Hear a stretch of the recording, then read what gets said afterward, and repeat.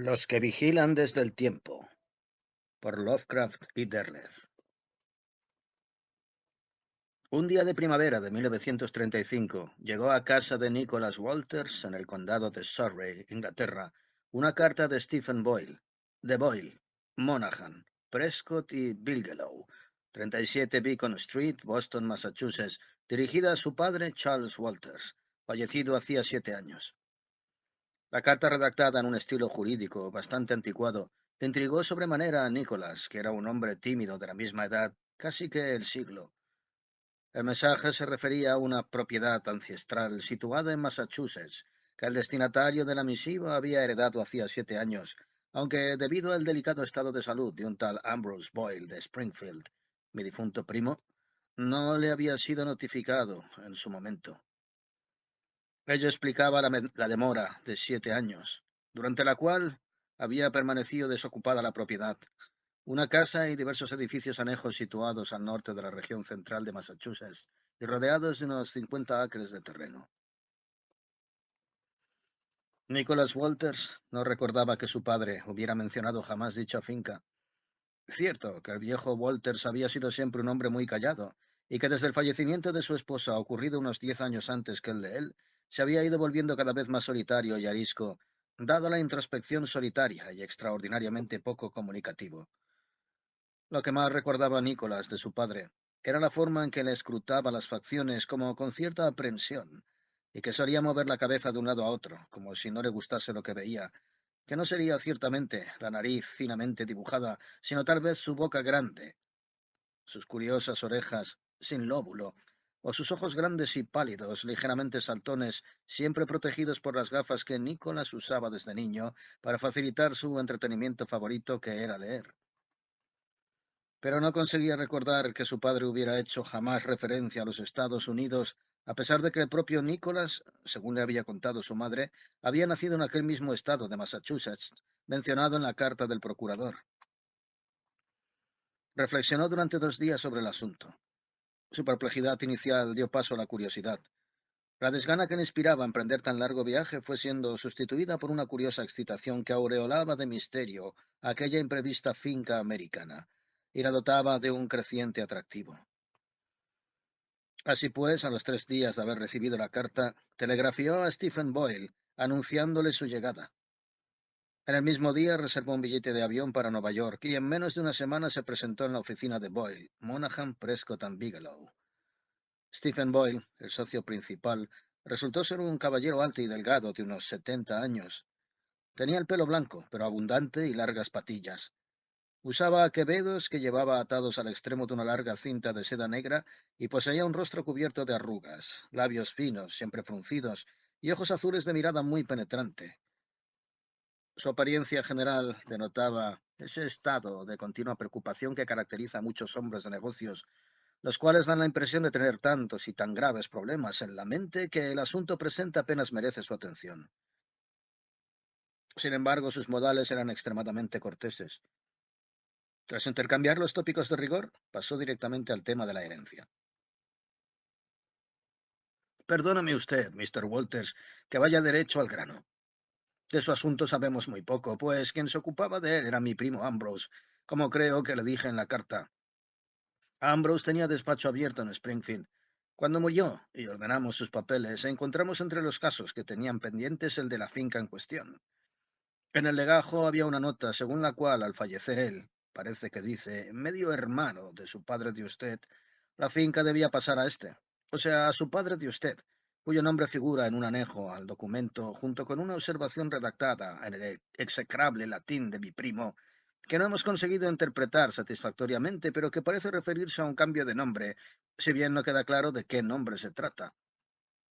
De cualquier modo, en la zona de Dunwich, que es donde se halla la finca, no muy lejos de Springfield, se la conoce vulgarmente como la hacienda del viejo Cyrus Whatley, y el medio hermano, si es que lo era, del padre de usted, se llamaba Averath Whatley.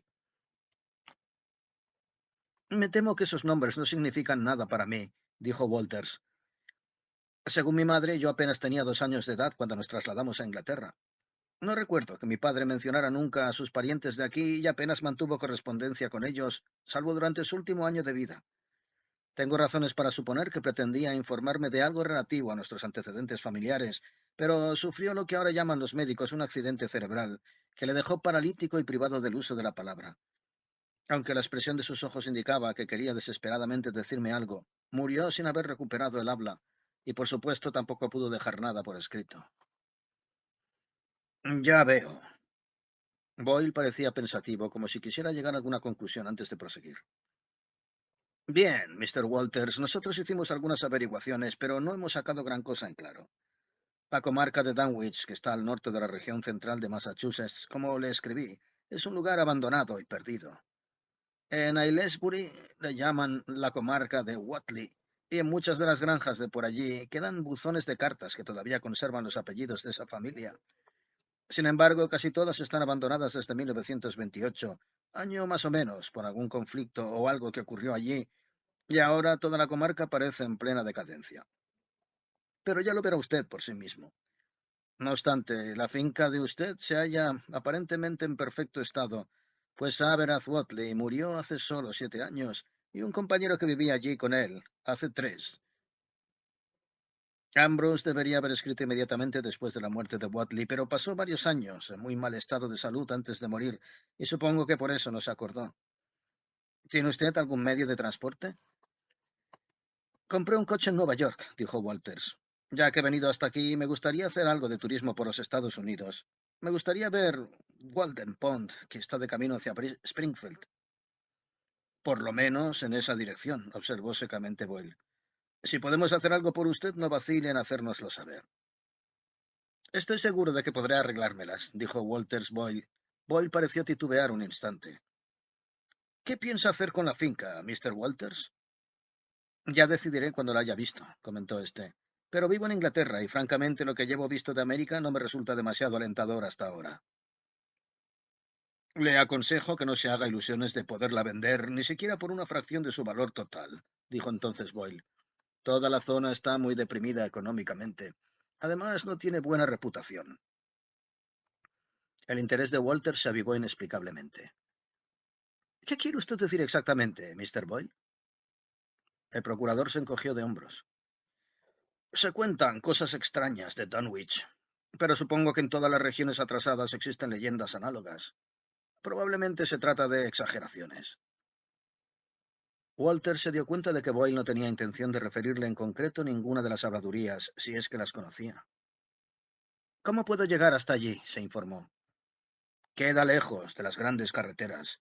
Tiene que tomar una raqueta que sale de Aylesbury Pike, a considerable distancia de aquí. Es un terreno cubierto de bosques muy pintoresco. Creo que las granjas se dedican sobre todo al ganado lechero. Es una región muy atrasada, no le exagero. Si quiere pasar por Walden, puede tomar la carretera de Aylesbury Pike cerca de Concord, o si pretende ir por Worcester, puede salir de Boston en dirección oeste. Una vez en la carretera del Pike, siga siempre al oeste. Esté atento a un villorrio llamado Dean's Corner. Nada más dejarlo atrás, se encontrará usted con un cruce. Tire a la izquierda. Lanzó una risita. Será como viajar al pasado de América, Mr. Walters. A un pasado muy remoto. Todavía no se había alejado mucho de la carretera de la Aylesbury Pike por la de Dunwich, cuando Nicholas Walters comprendió perfectamente lo que había querido decir Boyle al referirse a aquella región. A medida que se elevaba el terreno, la carretera iba quedando encajonada entre muros de piedra bordeados de zarzas. Casi todos estaban desmoronados por varios sitios y sus piedras irregulares yacían desperdigadas por la maleza. La carretera serpenteaba entre colinas, en bosques de árboles enormes o campos yermos, pero siempre flanqueada por cercas arruinadas invadidas de zarzas. La región estaba muy poco densamente poblada. De vez en cuando se veía una granja decrépita. Hasta entonces no se había encontrado con granjas tan viejas al oeste de Boston. Muchas de ellas tenían un desolado aire de abandono, a pesar de que para Walters poseían un gran interés arquitectónico, pues hacía años cultivaba la afición de la fotografía y fotografiaba edificios, y estas granjas, según pudo comprobar, en las que se hallaban próximas a la carretera, aunque miserables, poseían curiosos motivos de decoración que hasta entonces no había visto en ningún sitio. Algunos de los viejos graneros ostentaban en la parte superior unos dibujos que solo podían ser cabalísticos. Aquí y allá se veían restos de edificaciones menores, cobertizos, establos y otras dependencias que se habían hundido con el tiempo. Entre las fincas abandonadas aparecía de vez en cuando una granja habitada y bien atendida, con vacas en los prados y campos de maíz que ponían de manifiesto el trabajo de sus habitantes. Condujo lentamente. La atmósfera del país le llenaba de una extraña fascinación, como si yo hubiera estado antes allí, o como si el lugar evocase en él recuerdos ancestrales. Era imposible que su memoria personal se remontara hasta sus 2 primeros años de vida, y sin embargo, había panoramas y revueltas del camino que le producían una turbadora sensación de familiaridad. Las colinas redondeadas dominaban, ceñudas, los valles. Los bosques eran sombríos y densos como si jamás hacha o sierra hubieran pasado por ellos, y de cuando en cuando divisó curiosos círculos de altos pilares de piedra en las cumbres de las colinas que le recordaron Stonehenge, los Cromlechs de Devon o los de Cornualles.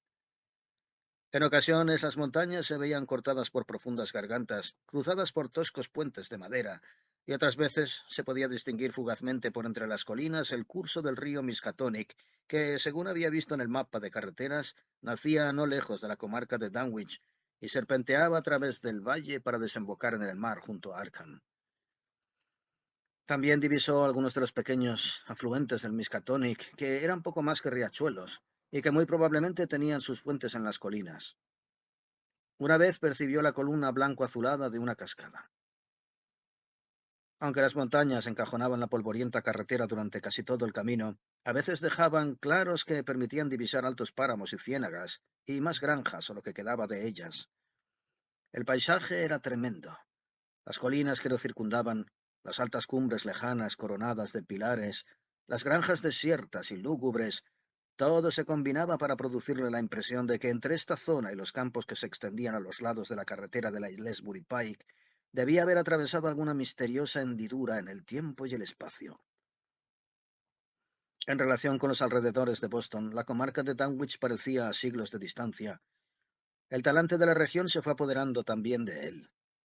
No podría explicar cómo, pero estos campos que iba recorriendo le atraían y repelían a la vez, y cuanto más adentraba en ellos, más claramente notaba esta sensación.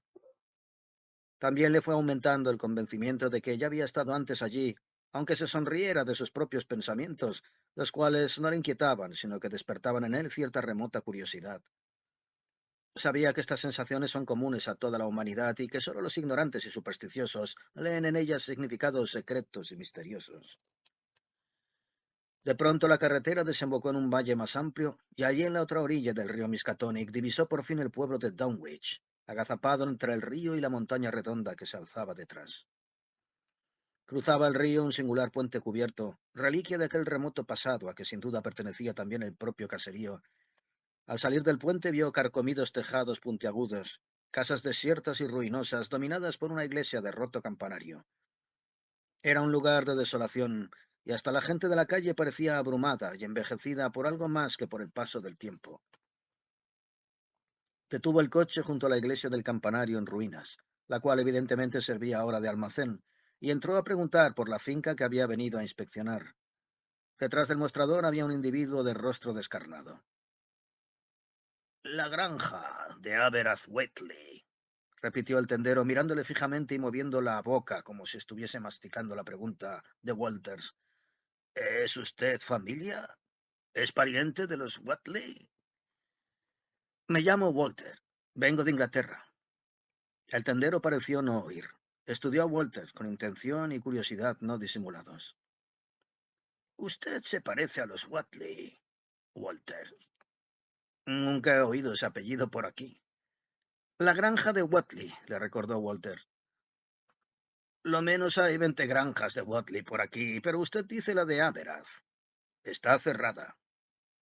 Tengo la llave, insistió Walter, empezando a perder la paciencia y un tanto irritado por lo que parecían sonrisas aviesas y burlonas del tendero. Vuelva a cruzar el puente y tuerza a la derecha. Está como a media milla, no tiene pérdida.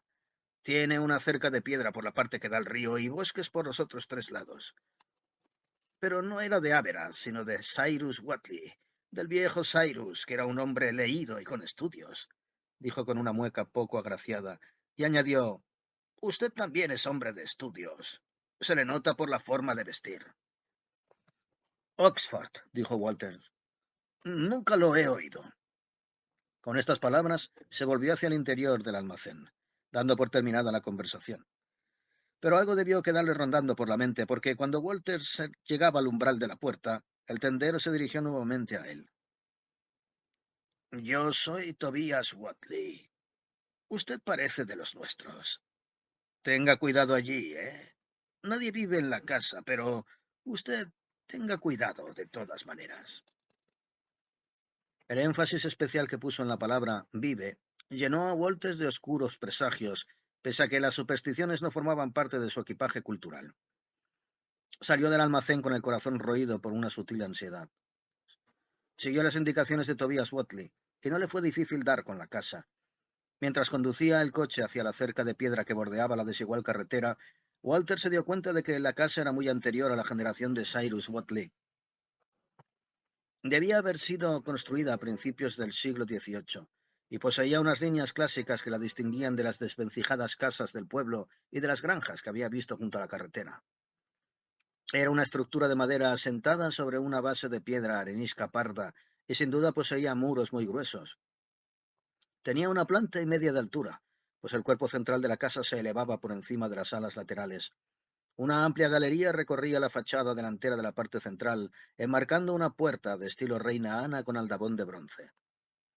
La puerta y el montante semicircular que la coronaba estaban rodeados de motivos ornamentales cuidadosamente tallados en la madera, más estrechos a los lados y más amplios encima del montante, que contrastaban singularmente con la severidad de la puerta.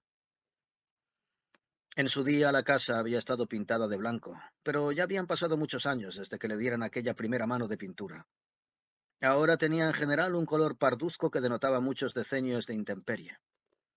Walter vio algunos edificios menores y dependencias detrás de la casa, entre ellos una pequeña chabola de piedra que sin duda había sido construida en torno a un manantial, pues de ella fluía un riachuelo que atravesaba el prado en dirección al Miskatonic.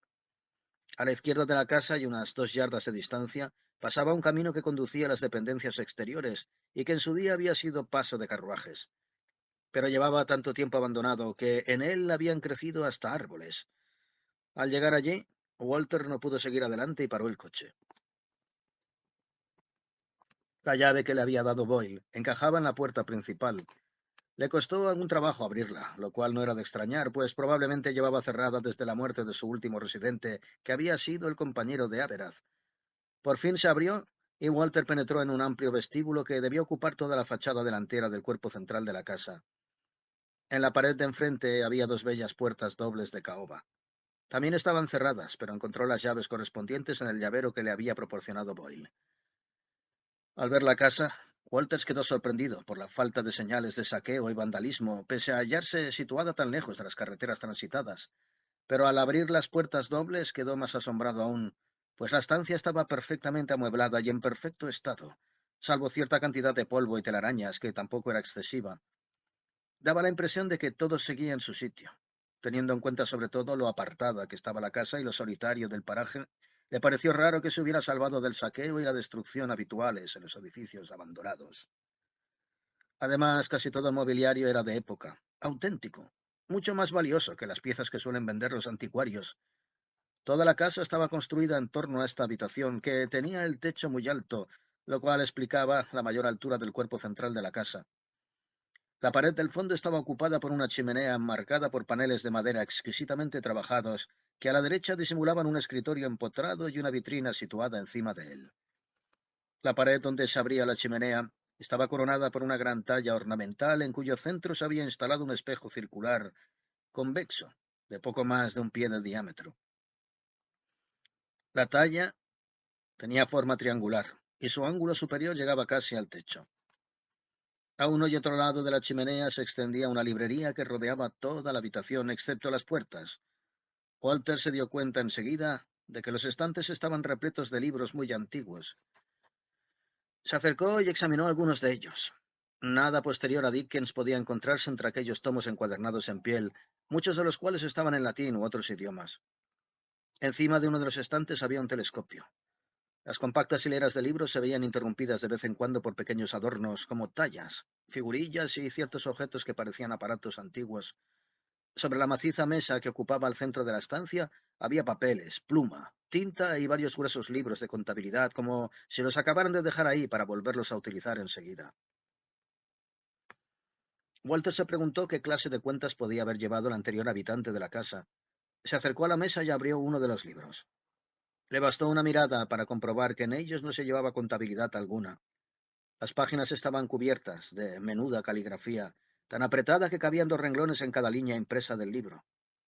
Leyó un renglón al azar. Cogió al muchacho y se fue sin dejar explicación, pero no importa. Ellos sabrán dónde se ha ido. Abrió otro tomo aún más antiguo y leyó: No cabe duda de que ella se ha ido y Wilbur podía decir si él hará lo mismo. Las hogueras de Sentinel Hill y los chotacabras chillando toda la noche, como cuando murió el viejo. La presencia de fechas indicaba que los libros de contabilidad contenían en realidad un diario de algún tipo. Cerró el libro y se dio la vuelta, cuando de pronto fue consciente de un leve sonido que, ahora se daba cuenta, había estado presente en la casa desde un principio. Se trataba del tic-tac de un reloj. Un reloj. Y allí no había vivido nadie desde hacía 3 años por lo menos. Se había quedado asombrado. Alguien tenía que haber entrado en la casa para darle cuerda. Miró a su alrededor y en un nicho próximo a la puerta por donde había entrado, vio un extraño reloj de pared de unos 3 pies de alto y evidentemente tallado a mano. La parte delantera de la caja del reloj estaba cubierta de extraños dibujos, curvas enroscadas como serpientes y criaturas primitivas que parecían como de alguna era prehumana, completamente ajena a la nuestra. Y sin embargo estas figuras le produjeron el cosquilleo inquietante, casi electrizante, de un terror que le resultaba familiar. Era como si algún rincón perdido de la memoria, olvidado entre los tristes años de su infancia, las reconociera y recordara, pero no pintadas en la caja de un reloj, sino en una realidad vaga y nebulosa. En cualquier caso, el reloj le dejó fascinado y se estuvo contemplando durante largo rato, hasta que se dio cuenta de que había sido concebido para algo más que para señalar la hora.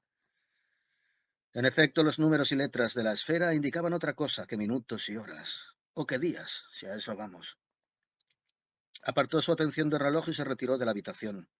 Había más cosas que ver en la casa y se puso a explorarlas sistemáticamente, pero si esperaba encontrar en el edificio alguna otra cosa tan fascinante como la habitación central, quedó decepcionado. El resto de la casa era normal. Las habitaciones estaban austeras y no escasamente amuebladas. Había 2 dormitorios, una cocina, una despensa, un comedor y un trastero.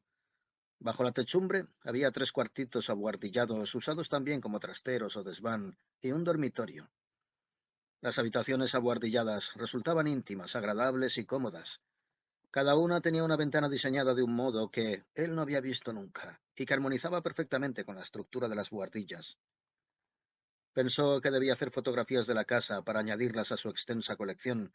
Los detalles arquitectónicos del abuhardillado y las ventanas eran únicos, pero había otros aspectos de la casa que también despertaban su interés fotográfico y decidió que aquella era una buena ocasión para tomar una secuencia de fotografías antes de que el sol se hundiera por el cielo de poniente y las sombras de los bosques se agolparan sobre el edificio. Bajó por la estrecha escalera y salió hasta donde tenía el coche. Sacó sus cámaras y accesorios y los preparó para el uso. Empezó por el exterior, fotografiando la casa desde diversos puntos elevados y sobre todo las ventanas de la buhardilla. Luego penetró en el interior y sacó numerosas fotografías del gran gabinete central del reloj, entre otras un primer plano de los extraños dibujos de la caja, y por fin del espejo semiesférico rodeado de la gran talla ornamental que dominaba el paño de la chimenea. Así se procuró una completa información gráfica para ulteriores referencias. Para entonces el día tocaba su fin y Walter tenía que decidir si se quedaba a dormir en la casa o si se iría a una fonda de algún pueblo cercano. Teniendo en cuenta lo limpia y cuidada que estaba la casa, parecía absurdo ir a pasar la noche a otro lugar, y decidió dormir en el delicioso dormitorio abuhardillado del piso superior. En consecuencia, subió allí su equipaje, y cuando se hubo instalado se dio cuenta de que necesitaba un mínimo de provisiones, alimentos que no necesitaran mucha preparación, como galletas o pastas quizá, cereales, leche, pan y mantequilla, junto con algo de fruta, si la había, y queso. En el pueblo no había visto ninguna casa de comidas, ni mucho menos un restaurante, del que los solitarios habitantes de esta remota zona rural no tenían evidentemente ninguna necesidad. Y también le hacía falta petróleo para los quinqués vacíos que había en la despensa, aunque podía usar las velas que había por las habitaciones y que ya estaban empezadas, además. Tenía que volver a Dunwich para hacer estas compras, y se sintió como apremiado a hallarse de regreso en la casa antes de que la noche envolviera los campos. Cerró la casa y partió al momento. Cuando Walter subió los escalones del almacén, se encontró con una intensa mirada de expectación en el descarnado rostro de Tobias Watley. Esto le desconcertó. No cabía duda de que Tobias le estaba esperando, aunque no consiguió imaginar por qué razón. Necesito algo de comida y petróleo, dijo, y sin dar a Watley ocasión de responder, enumeró rápidamente todas las cosas que deseaba. Watley no se movió. Siguió escrutando a Walters. ¿Qué? ¿Se queda? Preguntó por fin. Esta noche, por lo menos, respondió Walter. Quizá me quede unos días hasta que decida qué hacer con la finca. ¿Qué hacer con la finca? Repitió Watley con asombro manifiesto. A lo mejor la pongo en venta. Watley le lanzó una mirada desconcertada. Ningún Watley se la va a comprar. Los que tienen estudios, a esos no les interesa, ni tienen nada que hacer en el campo. ¿Y los otros? Bueno, los otros ya tienen bastante con sus tierras. Tendrá que vendérsela a un forastero. Lo dijo como si la posibilidad fuese tan remota que no mereciera la pena tomarla en consideración. Esto picó a Walter, que respondió vivamente: Yo soy un forastero. Watley emitió un breve ladrido que pretendía ser una risita irónica. Ya lo creo que lo es. Y no va a quedarse mucho por aquí, me digo yo. A lo mejor la puede vender en Springfield o en Arkham o en Boston, pero no encontrará comprador por estas partes. La casa está en perfecto estado, Mr. Watley. El tendero le lanzó una mirada llameante, casi feroz. ¿Y no se ha preguntado usted quién la cuida también? En la casa no vive nadie desde que murió Increase. Nadie ha ido tampoco por allí desde hace 3 años. Aquí, primo, ni para llevarle la compra hasta allí encontraría a nadie. Walters quedó un tanto confuso. Tan bien cerrada como estaba, no es de extrañar que se haya mantenido en buenas condiciones. 3 años no son muchos. Averaz Watley murió hace 7. ¿Quién era Increase? Increase Brown. Decían que se llamaba, contestó Watley. No sé quién era ni qué era. Lanzó a Walter una mirada dura, desafiante.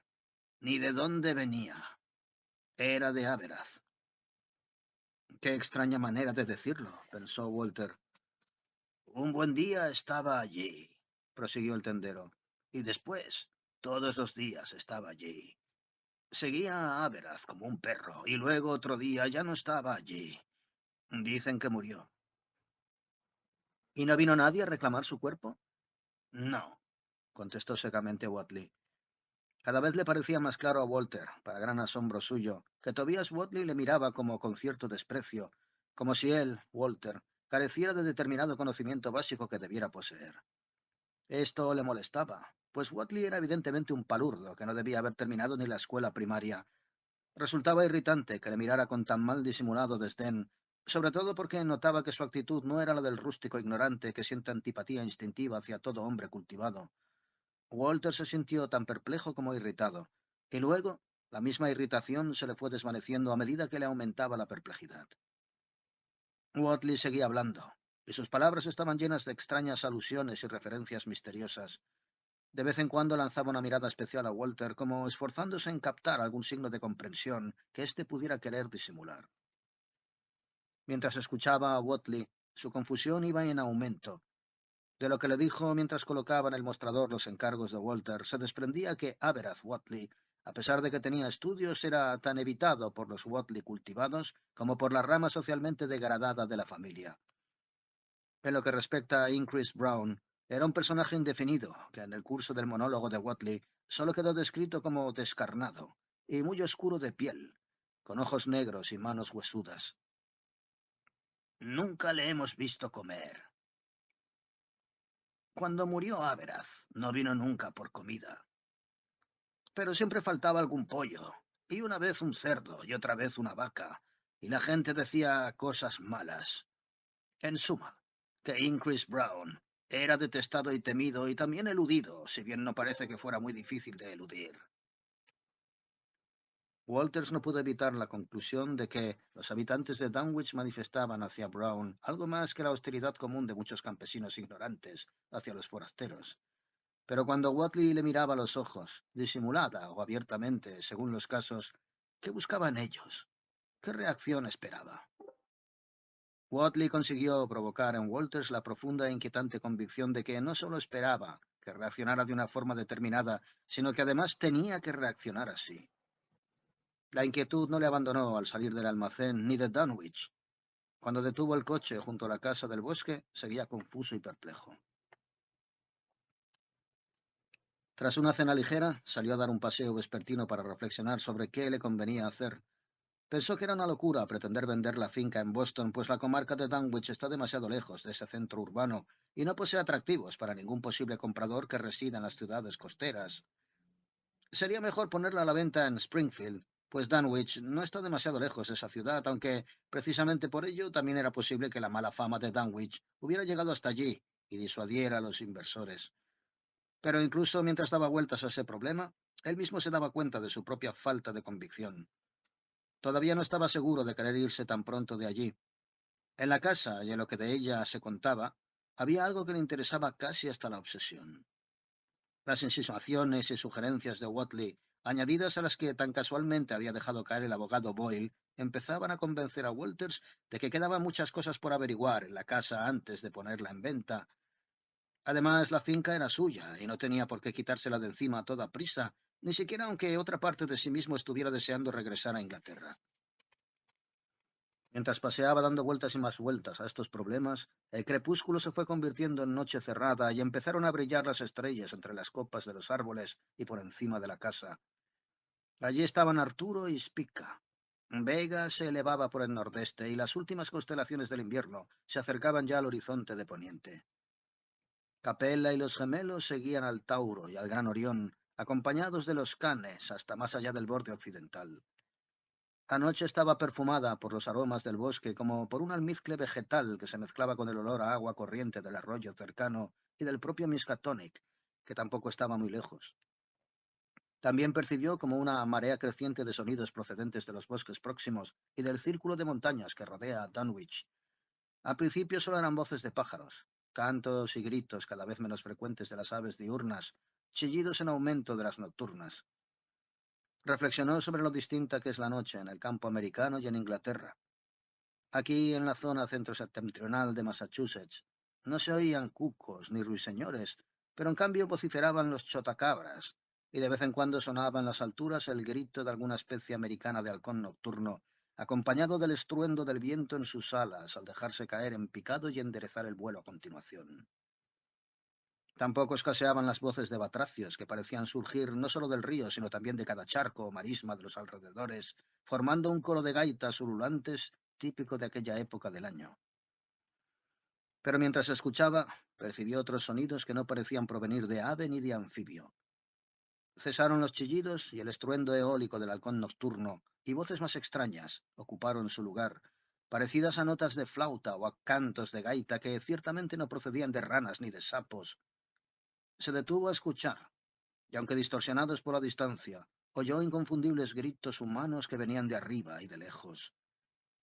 De momento, llegó a la conclusión provisional de que provenían de las cumbres de las colinas. Además, en la cresta montañosa que se recortaba por detrás de Dunwich sobre el cielo ya negro de la noche, se veía el resplandor de una hoguera. ¿Qué podía estar sucediendo allí?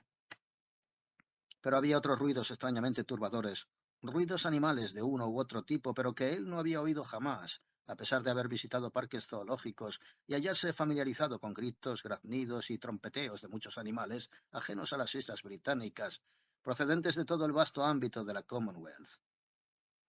Pero estos sonidos de ahora le resultaban absolutamente extraños y llenaban las tinieblas de sugerencias horribles.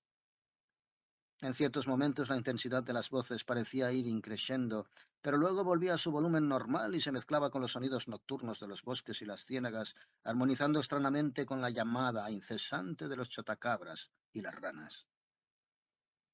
Por fin llegó a la conclusión de que las casuales referencias de Boyle a lo raro y remoto que era Dunwich podían estar relacionadas con algunas costumbres de sus habitantes.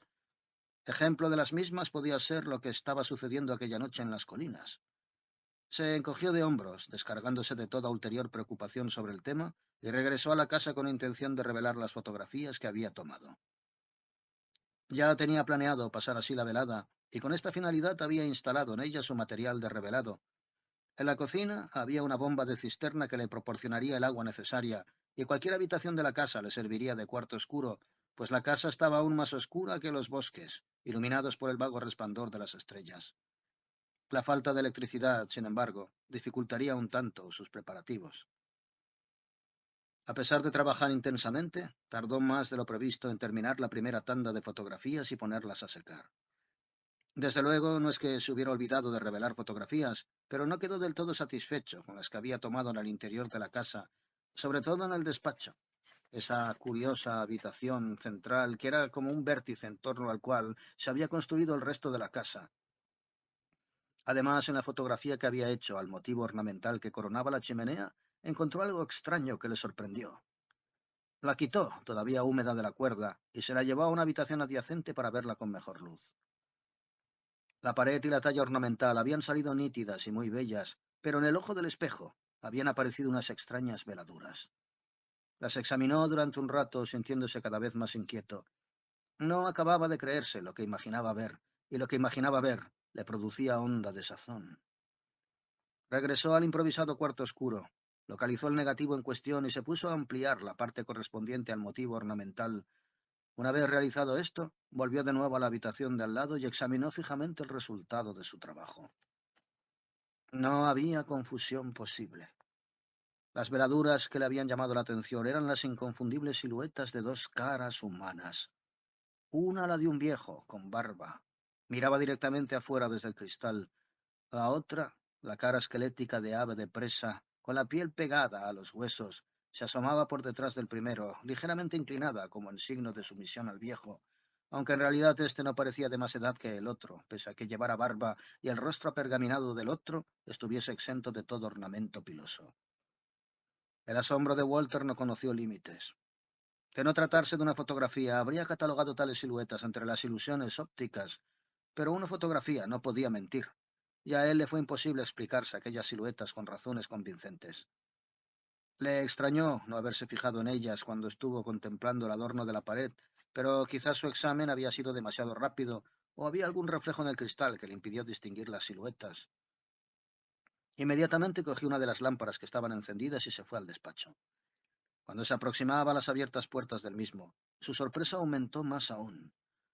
Dentro había una luz vacilante, como si se hubiera dejado una lámpara encendida en la habitación. Sin embargo, no había entrado en ella desde que regresó a la casa para revelar las fotografías. Dejó en el suelo la lámpara que llevaba para que le iluminase desde allí, y avanzó silenciosamente hasta el umbral del despacho, donde se quedó inmóvil, paralizado. El resplandor provenía del ojo de cristal que había en el centro del triángulo ornamental que remataba el paño de la chimenea. El cristal estaba turbio, opalescente, y hervía de movimiento, derramando una pálida luminosidad por toda la habitación. Parecía como si alguna fuerza vital encerrada en él se esforzara por, y consiguiera, manifestarse en el exterior. El cristal, lechoso como una piedra lunar, emitía destellos ocultos e inesperados de todos los colores: rosa, verde pálido, azul, rojo, amarillo. Walter permaneció contemplando durante algún tiempo las cambiantes tonalidades y la nebulosa agitación del ojo de cristal. Luego se dio la vuelta bruscamente y regresó a donde había dejado la lámpara.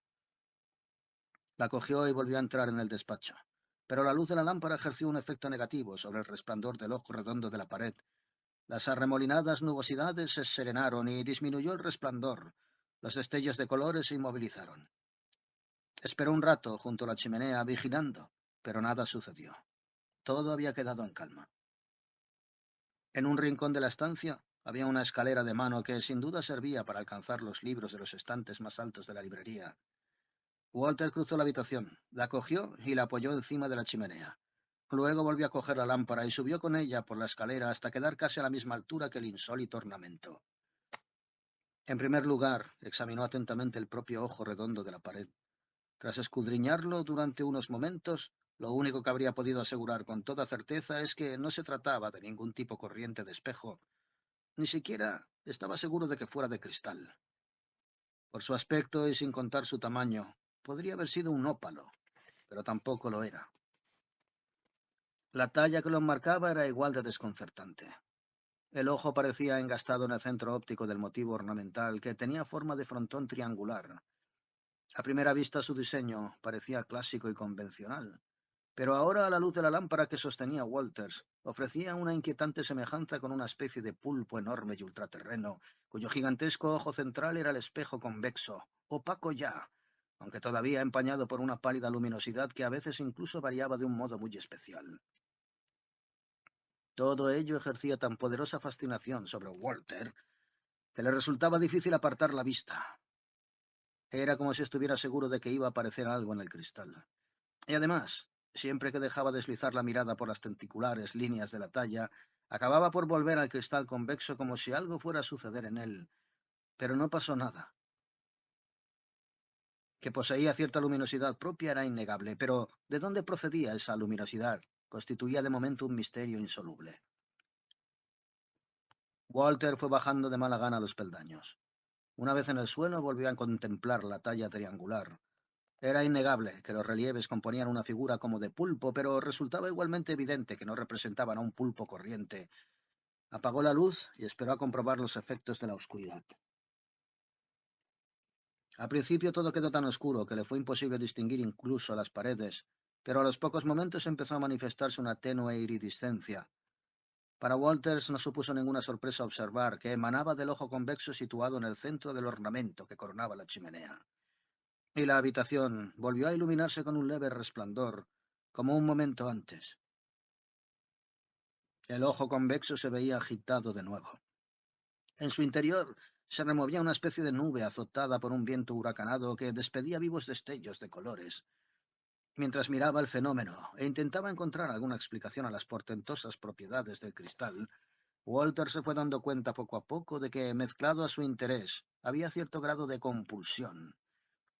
Era como si la atención que concentraba en el ojo de la pared no fuera enteramente voluntaria, como si alguna influencia exterior, que no lograba definir, le obligase a mantener la vista fija en él. Al mismo tiempo, sus pensamientos tomaron un rumbo insólito. Empezó a perder interés en el cristal y en su curiosa propiedad, y se sintió cada vez más atraído por conceptos vagos, ambiguos, relativos a vastas dimensiones y espacios desconocidos que existen más allá de las escenas terrenas que le eran familiares. Y sintió que estaba siendo arrastrado a un torbellino de sueños y teorías que le producían un profundo desasosiego. Era como si estuviera cayendo en un pozo sin fondo. Volvió a encender la lámpara. Tardó unos momentos en recobrar la serenidad. El resplandor del ojo convexo había vuelto a desvanecerse y la habitación había recuperado su apariencia prosaica, si prosaica había podido resultar alguna vez. Sintió un alivio considerable. Se dio cuenta además de que se le habían empezado a formar en la frente finas gotitas de sudor. Se las enjugó. Cualquiera que fuese el origen de la experiencia que acababa de vivir, había sido extraordinaria. Se sentó tembloroso aún e intentó reflexionar sobre cómo había sucedido y por qué. Era evidente que el ojo de la pared no era solo un adorno. ¿Quién lo había instalado allí? Volvió a subir por la escalera y a la luz de la lámpara examinó la talla con la máxima atención. No descubrió ningún signo que le permitiera calcular su edad. El cristal parecía haber sido instalado allí cuando se construyó la casa. Sería, pues, interesante averiguar detalles sobre su construcción.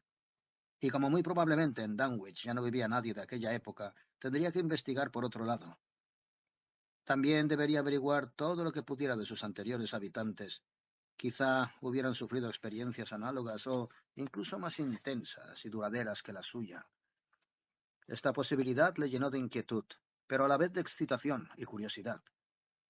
Se le ocurrió entonces pensar que si pretendía realizar esa investigación, su estancia en la casa de Averath Watley tendría que prolongarse mucho más de lo previsto en un principio. Relativamente serenado, volvió a bajar de la escalera. Apartando resueltamente de sus pensamientos el extraordinario ojo mural, regresó al cuarto oscuro para echar una mirada a las fotografías que allí se estaban secando, y luego subió al dormitorio abuhardillado donde había decidido pasar la noche. Ya era muy tarde y estaba cansado. Bajó la mecha de la lámpara y abrió la ventana. En el exterior todo seguía como antes. Los chotacabras, las ranas, los insólitos gritos y sonidos de los montes sombríos. La ventana miraba hacia el pueblo de Dunwich. Al asomarse vio que había desaparecido la fogata de la montaña redonda. Pero en cambio, había otra hoguera encendida en la cumbre de una de las colinas del fondo, a la izquierda, detrás de la carretera secundaria que le había traído a Dunwich. Los sonidos que tanto le habían llamado antes la atención provenían ahora de allí. Se desnudó y se metió en la cama, pero a pesar de estar cansado no se pudo dormir. Una multitud de pensamientos se le aglomeraba en la mente, sumándose al obligato de los sonidos que venían del campo. ¿Acaso Tobias Wattley tuviera más cosas que decirle? Pero si pudiera localizar a alguno de los Wattley con estudios, sin duda se enteraría más de la realidad y menos de supersticiones aniñadas, con sugerencias oblicuas e insinuaciones oscuras y desdeñosas. La biblioteca de Springfield tal vez pudiera proporcionarle datos sobre la edificación de la casa. En cualquier caso, alguna información contendría sobre la historia de la familia Wattley que tanta preeminencia había mantenido durante generaciones en la comarca. Mientras yacía tendido en el lecho, comenzó poco a poco a percibir la presencia de la casa, por así decirlo, como si se tratara de una entidad viva que le tenía a él de huésped y le imponía sus propias condiciones. El corazón de la entidad estaba situado sin duda en el despacho de abajo, pues de allí emanaba el ánima que daba ser a la casa. Walters lo sintió como una fuerza que todo lo arrastrara hacia sí misma, y tuvo que efectuar cierto esfuerzo de voluntad para no abandonar la cama y descender nuevamente a aquella habitación. Era extraordinario. Se sintió sucesivamente dominado por la fascinación, los presentimientos, la alarma, el miedo, y por una especie de conciencia sobrenatural que le hacía sentirse como al borde de algún descubrimiento trascendental, como si en los próximos momentos fuera a revelársele un conocimiento supremo que le conferiría cierto tipo de inmortalidad. Por fin se durmió a altas horas de la noche, cuando ya se habían callado los chotacabras. Solo croaban unas pocas ranas y la noche era apacible. A partir de medianoche habían cesado por completo los sonidos de las colinas que tanto le habían intrigado, pero su dormir fue perturbado por multitud de sueños extraños, distintos de todos los que había tenido hasta entonces. Soñó con su primera infancia y con alguien que era su abuelo en el sueño, pues él no guardaba el menor recuerdo consciente del padre de su padre. También soñó con vastas construcciones megalíticas, con paisajes ajenos a todo lo conocido, con gélidos espacios interestelares, y despertando entre sueños tuvo la constante sensación de que en la casa había una pulsación, como si sus mismas paredes palpitasen con un latido secreto. Por la mañana cogió el coche y se fue a Springfield. Después de comer en un restaurante de la ciudad, se acercó a la biblioteca pública y se dio a conocer al bibliotecario, que era un caballero de cierta edad llamado Clifford Paul, según rezaba el cartelito instalado encima de la mesa. Walter le explicó la índole de sus pesquisas. Bien, dijo Paul, ha venido usted al sitio adecuado, Mr. Walter. Tenemos en archivo datos referentes a la casa que usted se refiere y también a los Watley en general. Es una familia muy antigua y blasonada, además. Ahora están en plena decadencia, según tengo entendido. Pero aquí nos interesa sobre todo el pasado. El presente, menos. Fue conducido a la sala de lectura y al poco depositaron ante él una historia del condado y varios volúmenes legajos. Empezó por la historia del condado. Era uno de esos tomos pesados, llenos de artículos, autos y biográficos de autores diversos, generalmente parientes del biografiado, y publicados a expensas de las familias mencionadas. Casi toda la información que contenía era meramente factual y desesperadamente prosaica. Encontró una mala reproducción de una mala fotografía de Cyrus Watley. Se parecía inquietantemente a alguien que había visto hacía no mucho, lo cual era un absurdo evidente. Su nota biográfica resultaba que había sido heredada de Sir Edward Orme, quien la había adquirido de un tal Dudley Rose Glover, que a su vez la había heredado de Sir Edward Orme, quien la había construido en 1703, 20 años antes de desaparecer tras una larga estancia en Europa. Glover también había vendido la casa tras estar ausente largas temporadas de ella, también en Europa. Y en cuanto a la casa, esto era todo. De Cyrus Watley tampoco decía mucho más. También había viajado. Se había casado 2 veces y había tenido 2 hijos, uno de cada matrimonio. Uno de los hijos le había heredado y el otro se había ido de casa cuando era joven y no se había vuelto a saber de él. Nada se decía sobre las ocupaciones de Cyrus Whatley, salvo que era terrateniente y probablemente especulaba con la tierra. No había ninguna nota biográfica de Aberath Whatley, el hijo de Cyrus que había heredado la finca. Sin embargo, el legajo relativo a la familia Whatley era otra cosa muy distinta. En él, si acaso, habían demasiados datos. Se iniciaba con una historia concisa pero completa de la familia Whatley en la comarca de Dunwich desde su llegada en 1699, procedente de Arkham, hasta 1920, año en que se había publicado la historia del condado. Era evidente que la había redactado para incluirla en dicho volumen, pero que luego habían prescindido de ella. Contenía un vasto árbol genealógico en el que figuraban Averath y su hermano desaparecido, Charles.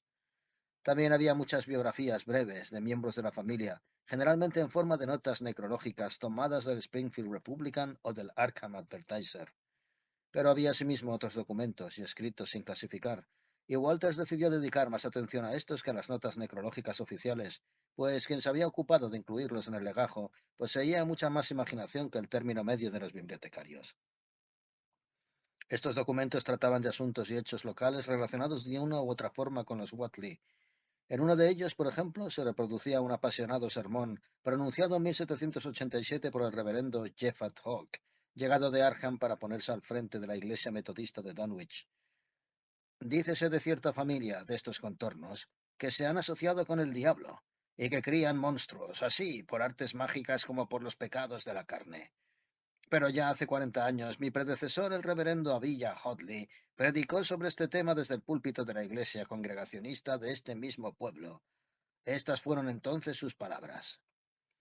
Admitirán vuestras mercedes que tales blasfemias, proferidas por una infernal hueste de demonios, son cuestiones asaz conocidas que es inútil negar. Las malditas voces de Azazel y Buzrael, de Belcebú y de Belial, se escucharon como surgidas de la tierra, y aún viven más de 20 testigos que las oyeron. Todavía no se han cumplido más de 2 semanas desde que yo mismo escuché un claro discurso de los poderes malignos en la colina que hay detrás de mi casa, donde también escuché repiqueteos y tremores, quejidos, chillidos y silbidos que no los producen seres de esta tierra, sino que provienen de esas cavernas secretas que solo la magia negra puede descubrir y el diablo destapar. Yo también he oído esos ruidos en las colinas, y son maullidos y cacofonías que no vienen de esta tierra nuestra. Estad avisados, pues sabéis de quién hablo. El sermón seguía en este mismo tono, pero estaba reproducido tan extensamente que, pese a su interés, Walter se cansó de leerlo. Anejo al mismo documento había un artículo evidentemente relacionado con él. Era una reseña de la cláusula de la iglesia metodista de la localidad, decidida por la mayoría de sus feligreses en vista de la imprudencia cometida por el reverendo Jephat Hawke, en primer lugar, y en segundo por su inexplicable ausencia, ya que el reverendo Hawke parecía haberse reunido en el limbo con su colega de 4 decenios antes, el cual también había desaparecido antes de transcurridos 30 días de haber pronunciado su sermón contra los poderes de las tinieblas. En un sobre abultado encontró recortes de índole más o menos humorística sobre extraños acontecimientos en Dunwich, como anunciaba uno de los titulares. Los recortes procedían principalmente de Arkham Advertiser y contenían relatos escritos en tono festivo sobre ciertos monstruos a los que habían dotado de vida ficticia mediante conjuros los borrachines de Dunwich. Walter lo leyó con cierto regocijo, pero no pudo ignorar la evidencia de que en Dunwich realmente había sucedido algo, y algo fuera de lo común, pues algún personaje de la Universidad del Miskatonic había conseguido impedir su acceso a la prensa una vez que el Advertiser se había divertido con sus lucubraciones sobre el tema. Asociada con los acontecimientos de Dunwich, había también una muerte, la de un tal Wilbur Whatley, que había tenido lugar inmediatamente antes de que ocurrieran, pero no en Dunwich, sino en el recinto de la propia Universidad del Miskatonic. No menos divertidos resultaban otros recortes adicionales procedentes del Aylbury Transcript, pero tampoco aquí el tono de burla conseguía ocultar el hecho de que durante el verano de 1928 habían ocurrido en Dunwich sucesos muy extraños, que habían culminado en septiembre del mismo año. Todavía no hacía 7 años, pensó Walters.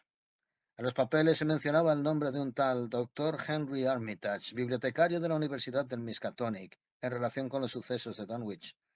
Walter anotó mentalmente la posibilidad de explorar si el doctor Armitage seguía accesible o en condiciones de ser entrevistado para el caso de que decidiera seguir por ese lado sus investigaciones sobre los antecedentes históricos de la familia Watley.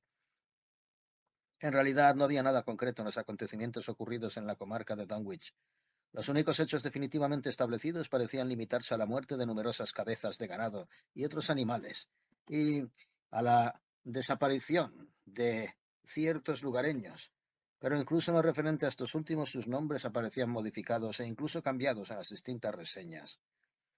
Entre ellos, además, no figuraba ningún Watley, aunque sí, una vez, un tal Bishop que estaba emparentado con dicha familia. Tampoco era posible determinar su grado de parentesco, pues el árbol genealógico de los Watley abundaba en otros apellidos como Bishop, Hawke, Marsh y varios más. Hasta era posible que el reverendo Hawke, que tan atolondradamente había acusado a una de las familias de Dunwich y Walters, abrigaba la fuerte sospecha de que el blanco del sermón no era otro que los Watley, fuera algún primo lejano de la familia. Dirigió su atención al árbol genealógico y lo examinó con más detalle. Buscó entre sus ramas al reverendo Jeff Hawke, pero no lo encontró, a pesar de que allí había enamorado una docena de Hawks. También se advertía con toda claridad que se había producido un número considerable de matrimonios entre primos, como Elizabeth Bishop con Abner Watley, Lavinia Watley con Ralston Marsh, Blessed Bishop con Edward Marsh, etc. Así, la degeneración genética de la estirpe había contribuido a la decadencia y degradación de la familia, o al menos de aquella rama de la familia que tenía costumbre de referirse a los demás como los que tienen estudios. Walters no sabía qué hacer con toda esa información, y se volvió a sentar para reflexionar. En realidad no había averiguado mucho más que lo que ya sabía por el abogado Boyle, que Dunwich era un lugar perdido y olvidado, que la familia Watley se hallaba en plena decadencia y que se contaban muchas cosas extrañas de Dunwich, probablemente muy exageradas por los más supersticiosos del vecindario y ridiculizadas en idéntica medida por los que se consideraban exentos de creencias supersticiosas. Sin embargo, le daba la impresión de que el material archivado era de los más singular, aunque decidió no seguir leyendo, pues solo parecía contener variaciones sobre el mismo tema, y de que por debajo de los hechos referidos discurría una extraña corriente escondida que le inquietaba profundamente. Más allá de su propia comprensión consciente, Walter se sentía irresistiblemente vinculado a lo que acababa de leer. Aunque se dijo a sí mismo que no podía dedicar más tiempo al legajo Watley, la realidad es que sentía una incomprensible repugnancia a seguir leyendo. Cerró el legajo y lo devolvió al bibliotecario. Confío en que le haya sido de utilidad, Mr. Walter, dijo Paul. Desde luego que lo ha sido. Muchas gracias. Si tengo tiempo, quizá venga otro día a examinarlo otro poco. Cuando usted quiera, respondió el bibliotecario, y tras cierta vacilación añadió, ¿debo entender que es usted pariente de los Watley? He heredado una propiedad que era suya, dijo Walter, pero que yo sepa no tengo ningún parentesco con ellos. Perdóneme, dijo apresuradamente Paul. Había pensado que... Bueno, conozco a algunos Watley y me había parecido observar en usted cierto parecido superficial con ellos. Pero supongo que un parecido superficial también se puede encontrar entre personas que no tengan ningún parentesco.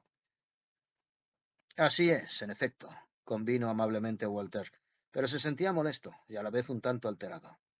Tobias Watley no se había preocupado de ocultar su convencimiento de que existía parentesco. Le había llamado primo, si bien con algún ribete de menosprecio en la voz. Mr. Paul, en cambio, había formulado con el mayor respeto su observación y ahora parecía tan contrito que Walter se sintió indicado a añadir: Naturalmente puede que exista algún lejano lazo familiar. El árbol genealógico es muy extenso y no estoy al tanto de cómo la finca llegó a poder de mi difunto padre. ¿Puedo preguntarle de qué finca se trata? Así es, en efecto, convino amablemente Walter. El rostro de Mr. Paul se iluminó. Ese Mr. Watley era... Walter interrumpió sonriendo. No me lo diga. Los lugareños de Dunwich le habrían catalogado entre los Watley que tienen estudios. Eso mismo le iba a decir, replicó el bibliotecario. Y veo claramente que tal circunstancia da una imagen más favorable de ese supuesto parentesco. No lo niegue, Mr. Paul. No lo niego. Realmente se cuentan cosas terribles de la otra rama, Mr. Walter. Ya las irá descubriendo, no me cabe duda.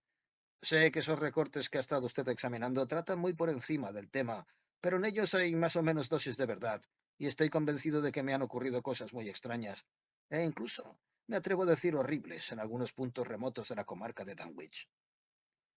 Como en muchas otras remotas comarcas del mundo, puntualizó Walter. Salió de la biblioteca con una curiosa mezcla de sentimientos.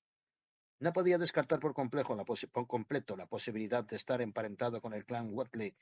Su padre había hablado poco de sus antecedentes familiares, pero nunca había ocultado que era americano. La idea no le producía ningún placer especial, pero por otra parte tampoco le parecía viable oponerse a ella. Su actitud ambivalente le producía desasosiego. Se sentía atraído y repelido a la vez.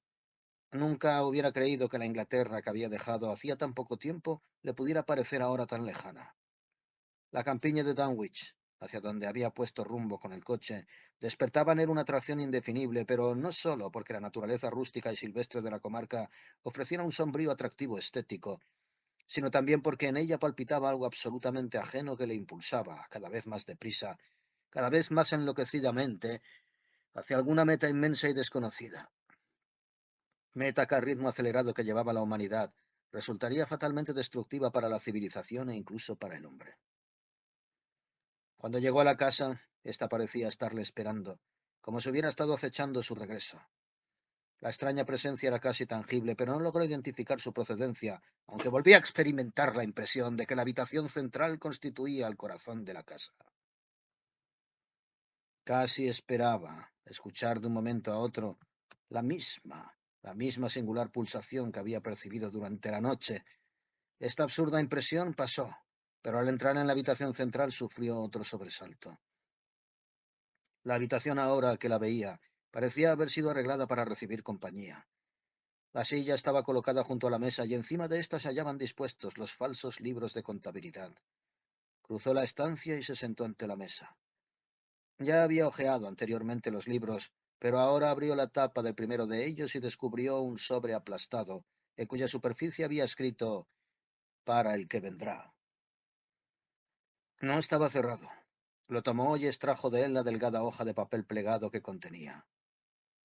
«Para Charles», leyó, «o para el hijo de Charles, o para el nieto de Charles, o para el que viene después. Lee y sabrás. Así estarás preparado para esperar a los que vigilan y podrás cumplir lo que te ha sido destinado». No tenía firma y la caligrafía era desigual e incierta. Relato inconcluso. Al fallecer August Derleth el 4 de julio de 1971.